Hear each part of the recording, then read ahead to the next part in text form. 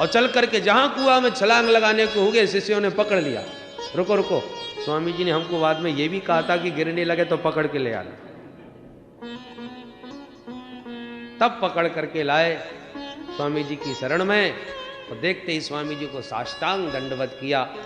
गुरुदेव ने उठा के तुरंत हृदय से लगा लिया, तू मेरी परीक्षा में पास हुआ, शरणागति के लक्षण हैं तुझमें। ऐसे शिष्य गुरुदेव के वचनों पर प्राणों का भी न्यौछावर कर दे, ऐसी निष्ठा गुरु वचन में।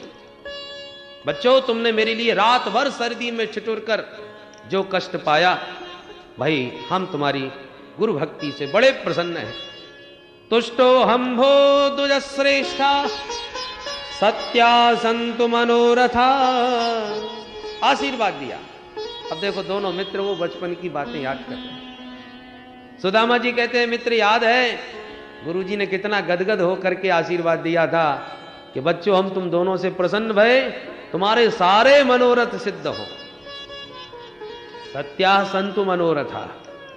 और यह भी कहा, मेरे गुरुकुल में रहकर तुमने जितने शास्त्रों का अध्ययन किया है, जो भी विद्या ग्रहण करी है, आजन्म तुम्हें यह विद्या कभी विस्मृत नहीं होगी। कभी वो शास्त्रों का विस्मरण नहीं होगा। जब याद करोगे विद्या प्रकट स्मरण में रहेगी। भगवान बोले, मित्र तुम्हें तो एक एक वचन याद है, क्यों ना हो। गुरुदेव का स्नेह इतना अद्भुत था, उसे हम कभी भूल नहीं सकते। भगवान तुरंत फिर बोले, मित्र पर आदतें तुम्हारी फिर भी वही है। सुदामा जी बोले, क्या मतलब? मित्र मतलब सीधो सो ये है कि भाभी जी ने कछु भेजो है कि ना। सुदामा जी बोले, ले घुमा फिरा के फिर भाभी जी पे आ गए। अरे भैया जब एक बार मना कर दी तो तू बार बार काहे को पूछे। भगवान बोले, अच्छा लगता है मित्र तुम मेरा स्वभाव भूल गए तो बताई देता हूं, दोबारा याद दिलाता हूं। पत्रम पुष्पम फलम तोयम यो मे भक्त्या प्रयक्षति तदहम भक्त्युपहृतम अस्नामि प्रयतात्मनः। मैं पदार्थों का भूखा नहीं हूं मित्र। वस्तु कुछ भी हो, पदार्थ कुछ भी हो, पत्र हो, पुष्प हो, फल हो या जल, शर्त मेरी सिर्फ एक है, यो मे भक्त्या प्रयक्षति। उस पदार्थ में भक्ति भाव प्रेम भरा हुआ होना चाहिए। तुमने क्या दिया उसकी कोई कीमत नहीं, तुमने कैसे दिया इसका बड़ा महत्व है। तुम क्या बोले उसका कोई महत्व नहीं, पर कहां से बोले इसका बड़ा महत्व है। गोपियां कपटी कनुआ क्या क्या नहीं कहती थी, पर कहां से कह रही हैं, उनकी भावना को भगवान समझते हैं। प्रेमियों की भाषा विचित्र होती है, व्यवहार विचित्र होता है, क्रियाएं विचित्र होती हैं। भगवान कहते हैं, मित्र इसलिए तुम जो भी लाए हो निसंकोच बताओ। सुदामा जी बोले, तू लाख प्रवचन कर, जब लाई कछू ना है तो कहां से देंगे। प्रभु समझ गए ये साहस नहीं जुटा पाएगा। अच्छा मित्र जाने दो, जब कुछ भी नहीं लाए तो बात ही खत्म। पर मैं देख रहा हूं तुम जब से आए हो ये हाथ बड़ी जोर से चिपका रखा है, या हाथ में कुछ बीमारी है गई का। सुदामा जी बोले, ना ना कन्हैया ऐसी कोई खास बात ना है। अब भाई इतनी लंबी यात्रा पैदल पैदल जब आएंगे तो नेखात तो हाथ पैर में दर्द है ही जाए, बस यही हाथ में एक मामूली सो दर्द है, बाकी मैं बिल्कुल ठीक हूं। भगवान बोले, तो तब से क्यों नहीं बताई ये बात। हाथ में दर्द है वो हम पैर दबा रहे। अरे लाओ हाथ हमें पकड़ाओ, ऐसी मालिश करेंगे 2 मिनट में सब दर्द दूर रह जाएगा। सुदामा जी बोले, भैया तेरे हाथ जोड़ूं, तू मुंह पे दया कर, मेरे यहाँ हाथ से हाथ मत लगाइए, मैं अपने आप सब ठीक है जाऊंगा। भगवान बोले, अब तो कछु है जाए तुम्हारा दर्द तो हम दूर करके ही छोड़ेंगे। अब सुदामा जी दाएं बाएं खूब भय, पर भगवान ने जबरदस्ती हाथ बढ़ाया। अस्वयं जहार किमिदम इति पृथुक तंडुला। भगवान ने उस तंदुल की पोटली को परवश हाथ से पकड़ करके एक झटके में बाहर निकाल दिया। पोटली टपक के बाहर गिरी। सुदामा जी बेचारे देखते रह गए। भगवान ने तुरंत पोटली खोली और इति मुष्टिं सकर जगध्वा द्वितीयाम जगदुमा ददे तावत् श्रीर जग्रहे हस्तम तत्परा परमेष्ठिनः।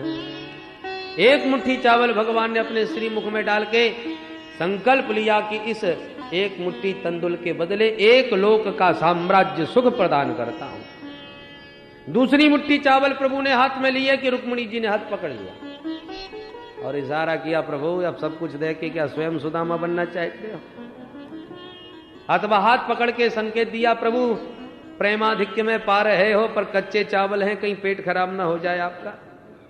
अथवा इसलिए हाथ पकड़ लिया, प्रभु ये एक संत का लाया हुआ महाप्रसाद है और महाप्रसाद मिल बांट के पाना चाहिए, अकेले अकेले कैसे पा रहे हो?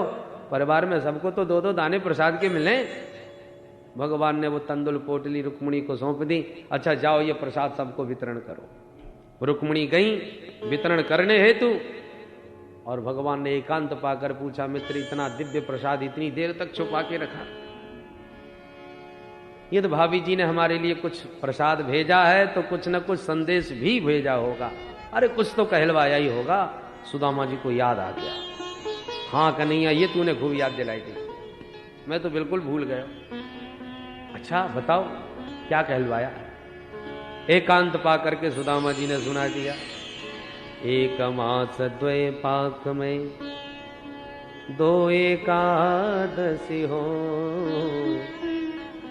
मेरे घर गोपाल जू नित्य एकादशी हो। सुशीला भाभी का संदेश सुनते ही प्रभु के नेत्र सजल हो गए और कुछ पलों के लिए भगवान ने दोनों नेत्र बंद कर दिए। सुदामा जी को लगा कि ये मैंने क्या सुना दिया।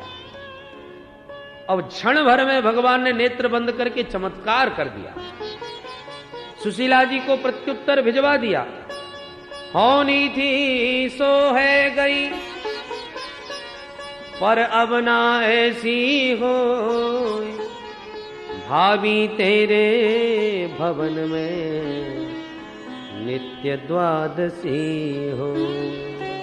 बोल दीन बंधु भगवान की। तुझे देते नहीं देखा मगर झोली भरी देखी। कुछ नहीं दिया, किसी के सामने नहीं दिया, परंतु किसको दिया लेने वाले को ही पता नहीं चला कि किसने दिया। भगवान देना सिखाते हैं। रहीमदास जी जब दान करते थे तो नीचे को सिर झुका लेते थे। किसी ने पूछा भाई क्यों? तो रहीमदास जी ने कहा क्या करें, देनहार कोई और है, भेजत है दिन रे, लोग भरम हम पर करें, याते नीचे नहीं। अरे देने वाला वो परम दाता, दाता एक राम, भिखारी सारी दुनिया भिखारी है। कोई छोटा भिखारी कोई बड़ा भिखारी, मांगते तो सब उसी दाता से हैं। यदि उसने किसी को बहुत ज्यादा दिया भी है तो देने के लिए दिया है कि तुम जरा दाता बन जाओ। परंतु जब उसकी संपत्ति को हम अपना मान करके देने का गर्व करने लगते हैं कि मैंने इतना दान दिया, तो भगवान को हंसी आने लगती। देखो मेरी चीज पर कितनी अकड़ दिखा रहा है। अरे कभी कभी तो भगवान को भी चढ़ाते समय अहंकार करते, देखो प्रभु मैंने इतने का दान किया आपको। भगवान पर भी मानो एहसान कर रहे हैं।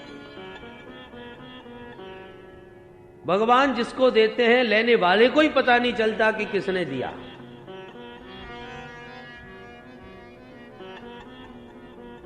सुदामा जी ने तो प्रसंग बदल दिया। अरे भैया कृष्ण कन्हैया, तूने मेरे घर की एक एक बातें सबरी पूछ ली पर अपने बारे में कछु ना बताया। भगवान बोले तो आप पूछ लो। बोले हम पूछ तो रहे कि तेरी शादी वादी भैया के ना है। भगवान बोले ओहो, तो अब हम बताएं क्यों, जब घर में ही बैठे हो तो सीधे आपसे मिलवाए देते हैं। अरे वाह, ये तो बहुत भी अच्छी बात है, जल्दी जल्दी मिलवा भैया। भगवान बाहर जाके रुक्मिणी से बोले जाओ सबसे कहो कि आके आशीर्वाद ले जाएं, ये सिद्ध विभूति है। अच्छा, रुक्मिणी ने जाके रानी पटरानियों को सूचना पहुंचा दी। साहब दौड़ी भागी चली आई। रुक्मिणी जी ने किया प्रणाम, महाराज नमो नारायणाय। सुदामा जी भगवान को देखने लगे, भैया परिचय तो कराए, कौन है ये? भगवान बोले, ये हैं हमारी धर्म पत्नी जी। ओहो, सौभाग्यवती भव, पुत्रवती भव, पति प्रिया भव, ढेरों आशीर्वाद गिना जी। पीछे से सत्यभामा जी आ गई, महाराज प्रणाम। भगवान को देख के सुदामा जी बोले, अब ये कौन आएगी? भगवान हंस करके बोले, मित्र ये भी बेई हैं। ओहो, समझ गयो, दो दो विवाह कर रखे हैं, बड़ी अच्छी बात है, बड़े ठाठ हैं भैया तेरे। सौभाग्यवती भव, पुत्रवती भव, पति प्रिया भव। पीछे से कालिंदी भागी चली है, महाराज प्रणाम। पूरी लाला, अब ये कौन आई गई? भगवान हंस करके बोले, मित्र अब बार बार मत पूछो। का मतलब? बोले मतलब ये है भैया, या समय जो भी प्रणाम करें सब बेई हैं। ओहो, तो का 10-50 हैं? भगवान बोले, मित्र कहवे में मुझे बड़ी शर्म लगे, कितनी है? वो तो जितनी भी है सब सामने आ रही हैं, तुम आशीर्वाद दे ही रहे हो, अपने आप ही गिन लो। हाँ भैया, हम सबन को गिन लेंगे, तू बुला सबन को। सुदामा जी ने सोची ज्यादा से ज्यादा होंगी 10-50, पर वहां तो बड़ी लंबी लाइन लग गई। सुदामा जी बाबरे, सौभाग्यवती भव, पुत्रवती भव, पति प्रिया भव कहते कहते घरों बैठन लगो, आशीर्वाद देते हाथ दुखन लगे, गिनते गिनते खोपड़ी गर्म हो गई, 1000-2000 के ऊपर गाड़ी पहुंच गई। संख्या जब ज्यादा बढ़ने लगी तो सौभाग्यवती भव कहना भी मुश्किल पड़ गया। संक्षेप में ही भव भव भव भव फटाफट आशीर्वाद सबको देने लगे। 5000 तक संख्या जब पार कर गई तो घबरा के बोले, भैया आप जल्दी बता कितनी और बाकी हैं? भगवान हंस के बोले, अब तो आधी ना भाई। अब चौंक पड़े, भैया कन्हैया तेरी लीला मेरी समझ में ना आवे, तू मुंह पे दया कर और सच्ची सच्ची बता दे पूरी संख्या कितनी है? भगवान हंस के बोले, मित्र पूरी 16,108।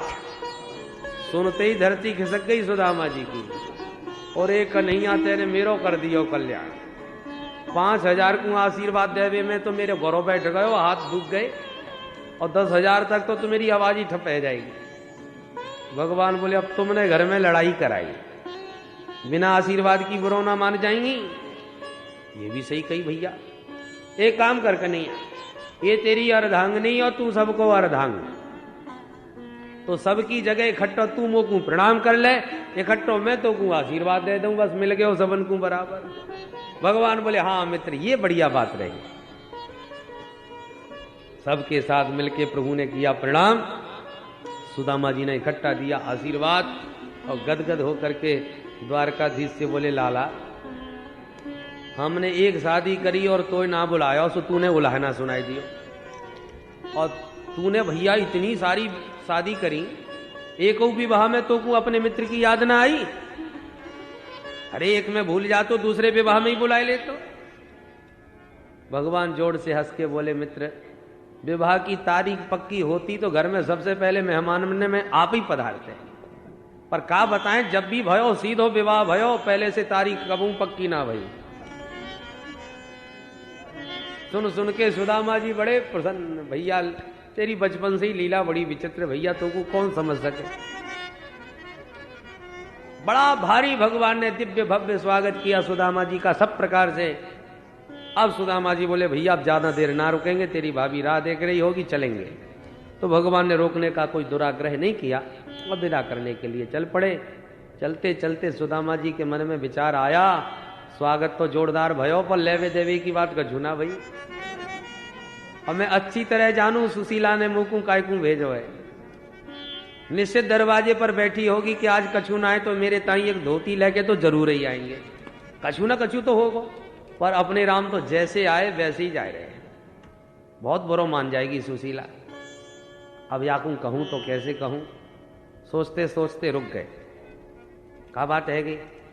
सुदामा जी बोले, बस अब तू ये मेरे साथ कब तक चलेगो, जा जा करके आराम कर, हम तो धीरे धीरे आराम से घर पहुंच जाएंगे। भगवान बोले, जो आज्ञा।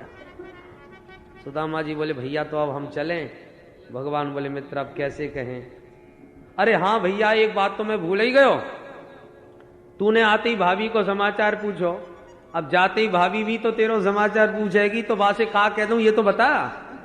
भगवान बोले, अरे ये तो मैं भूल ही गयो, भाभी जी से मेरी राम राम जरूर बोल दियो। सुदामा जी बोले, ये भी कोई समाचार होए?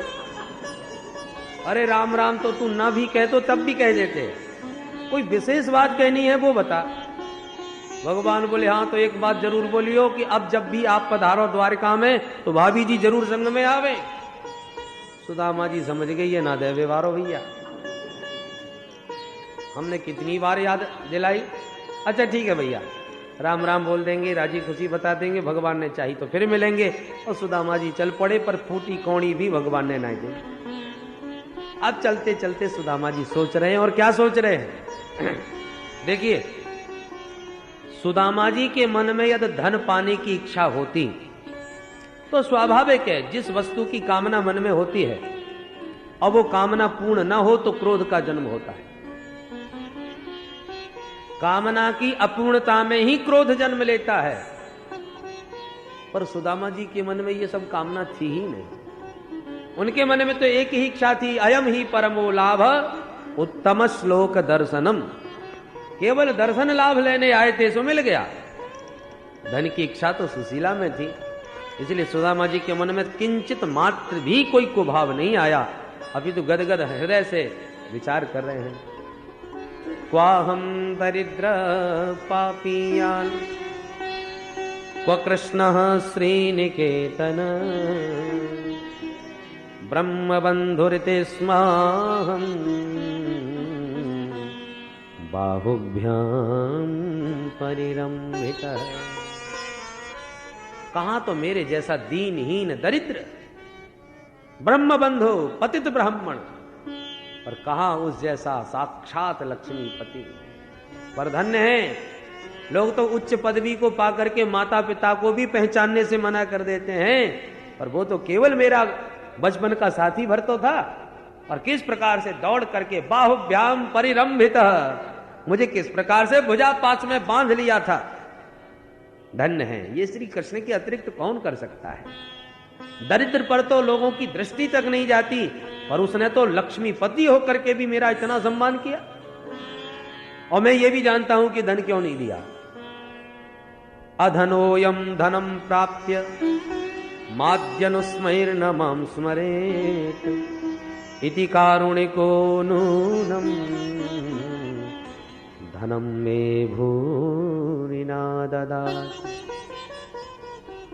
धन न देने का भी कारण एक ही है कि निर्धन को, दरिद्र को यदि बहुत सारी संपत्ति दे दो तो उसकी बुद्धि खराब हो जाती है, वो मदांध हो जाता है, विषयों में भटक जाता है। यही सब सोच विचार के प्रभु ने धन नहीं दिया, बड़ी कृपा करी, नारायण की बड़ी कृपा। यही सब सोचते हुए सुदामा जी घर आए, तो घर आके क्या देखा कि जहां टूटी फूटी झोंपड़ी पड़ी हुई थी, वहां पर इतना दिव्य भव्य भवन देखा कि होश उड़ गए सुदामा जी के। अरे राम राम, कहीं लौट फिर के मैं दोबारा द्वारकाधीश के ही घर में तो ना घुस आयो। ये भवन तो बिल्कुल द्वारकाधीश जैसा है, पर नहीं रास्ता में बिल्कुल ठीक आया हूं। तो ये महल कौन को है? मेरी कुटिया तो यही जगह थी, पक्की बात है। महल के चक्कर काटते भय, आंखें फाड़ के महल को देखते रहे। सुदामा मंदिर देख डरे, सुदामा मंदिर देख डरे, सुदामा मंदिर देख डरे, सुदामा मंदिर देख डरे। यहाँ तो थी मेरी टूटी झुपड़िया, यहाँ तो थी मेरी टूटी झुपड़िया, यहाँ तो थी मेरी टूटी झुपड़िया, यहाँ तो थी मेरी टूटी झुपड़िया। अब कंचन महल खड़े, कंचन महल खड़े, सुदामा मंदिर देख डरे, सुदामा मंदिर देख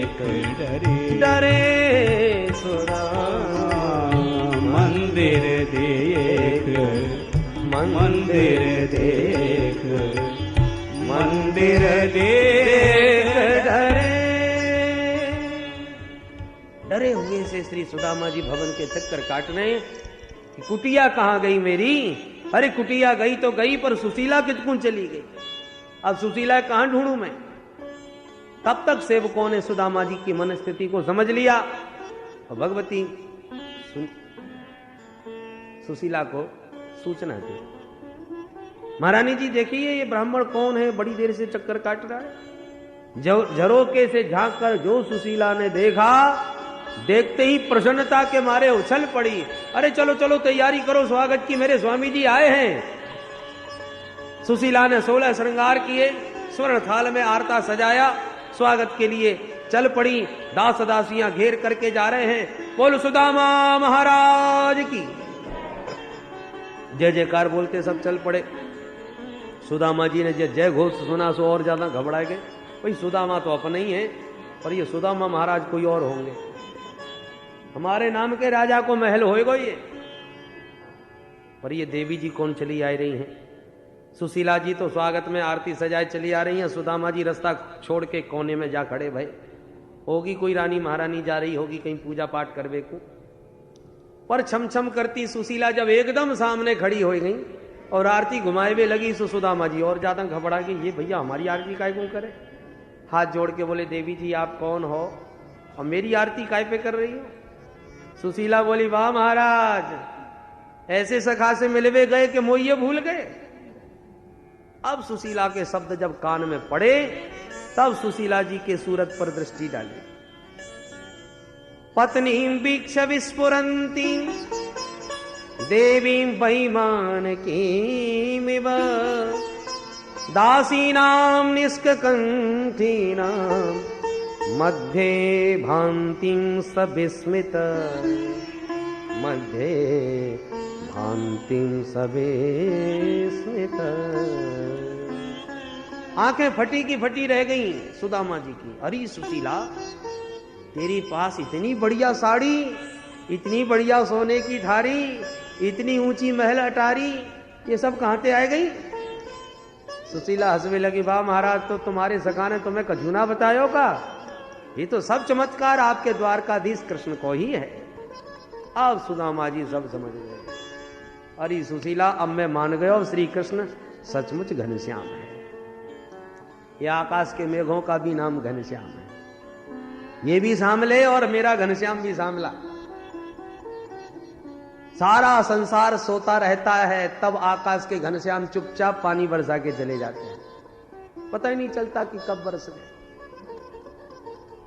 यदि ये दिखावा होता कि लोग देखें कि मैंने इतना पानी बरसाया है ताकि मेरी महिमा को समझें, मेरी प्रशंसा करें, तो फिर दिन में ही बरसात होती, रात में कभी ना होती।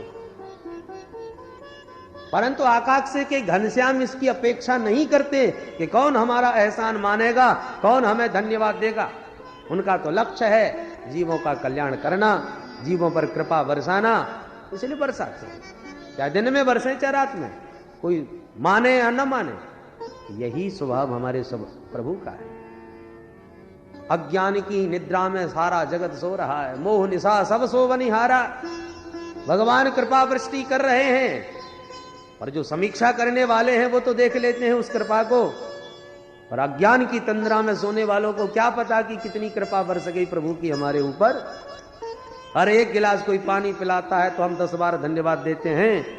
जिसने मानव तन दिया, जो देव दुर्लभ है, मानव तन दे करके ही छुट्टी नहीं कर ली, उस मानव तन का सारा प्रबंध किया, प्रकृति के माध्यम से वृक्षों के द्वारा फल दिए, पर्वतों के झरनों का जल दिया। ये सारे प्रबंध परमात्मा ने हमारे लिए ही तो करे।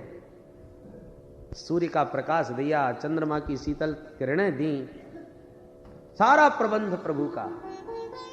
और हम अभागे ऐसी गहरी नींद में सो रहे हैं कि हमें पता ही नहीं चल रहा कि उसने क्या दिया।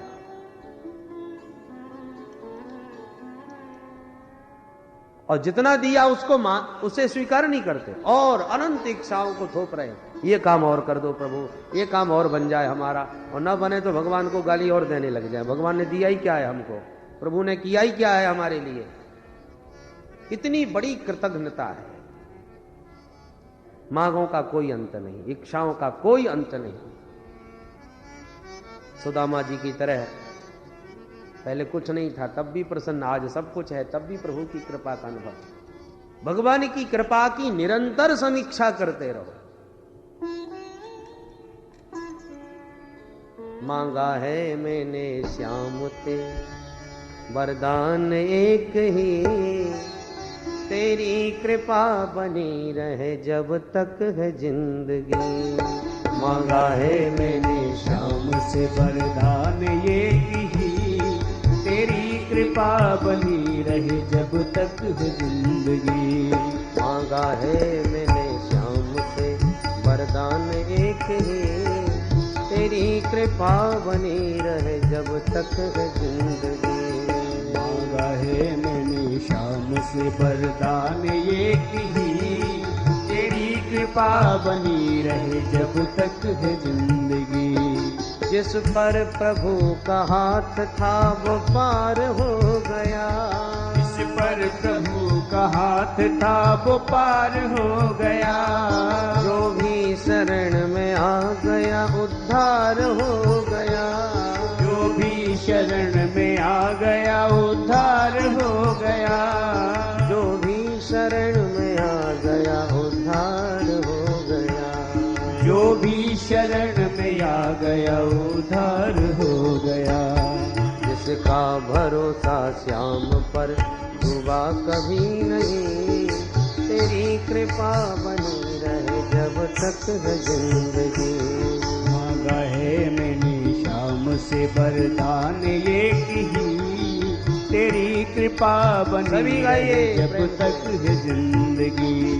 कोई समझ सका नहीं माया बड़ी अजीब, कोई समझ सका नहीं माया बड़ी अजीब। जिसने प्रभु को पा लिया है वो ही खुश नसीब, जिसने प्रभु को पा लिया है वो ही खुश नसीब। जिसने प्रभु को पा लिया है वो ही खुश नसीब। जिसने प्रभु को पा लिया है वो ही खुश नसीब। जिसकी इजाजत के बिना पत्ता हिले नहीं, तेरी कृपा बनी रहे जब तक है जिंदगी। मांगा है मैंने श्याम से वरदान एक ही, तेरी कृपा बनी रहे जब तक है जिंदगी। ऐसे दयालु श्याम से रिश्ता बनाइए, ऐसे दयालु श्याम से रिश्ता बनाइए। मिलता रहेगा आपको जो कुछ भी चाहिए, मिलता रहेगा आपको जो कुछ भी चाहिए। मिलता रहेगा आपको जो कुछ भी चाहिए। मिलता रहेगा आपको जो कुछ भी चाहिए। ऐसा करिश्मा होगा हुआ कभी नहीं, तेरी कृपा बनी रहे जब तक है जिंदगी। मांगा है मैंने श्याम से वरदान एक ही, तेरी कृपा बनी रहे जब तक है जिंदगी। कहते हैं लोग जिंदगी किस्मत की बात है, कहते हैं लोग जिंदगी किस्मत की बात है। किस्मत बनाना भी मगर उसके ही हाथ है, किस्मत बनाना भी मगर उसके ही हाथ है। किस्मत बनाना भी मगर उसके ही हाथ है। किस्मत बनाना भी मगर उसके ही हाथ है। कर ले यकीन अब मेरा ज्यादा समय नहीं, तेरी कृपा बनी रहे जब तक है जिंदगी। मांगा है मैंने श्याम से वरदान एक ही, तेरी कृपा बनी रहे जब तक है जिंदगी। तेरी कृपा बनी रहे जब तक है जिंदगी। तेरी कृपा बनी रहे जब तक है जिंदगी। बोल दीन बंधु भगवान की जय, भक्त वत्सल भगवान की जय। इस प्रकार से भगवान ने अपने समान सुदामा जी को वैभव प्रदान कर दिया। द्वारकापुरी के समान सुदामापुरी प्रदान करके भगवान ने सुदामा जी की श्रेष्ठता सिद्ध कर दी और अपनी दीन बंधुता सार्थक कर दी। अब एक दिन की बात सुनो परीक्षित।